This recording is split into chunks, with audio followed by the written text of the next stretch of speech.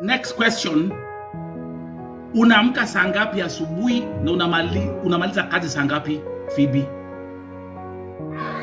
Nitakurudisha nyuma kidogo. Nikiwa Kenya nilikuwa naamka saa 8 ya usiku au saa 9.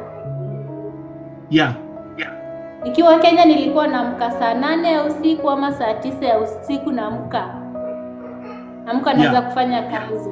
Huku sometimes huwa naamka saa 10. Naamkanga sometimes saa 10, saa 11. Kama sina, nategemea ile time yenye niko na kazi mingi ndio nitaamka hiyo masaa. Nikiwa na kazi kidogo nitaamka kama saa 12 hapo hivyo. Kufikia kitu kama maybe saa 4 nikiamka mapema.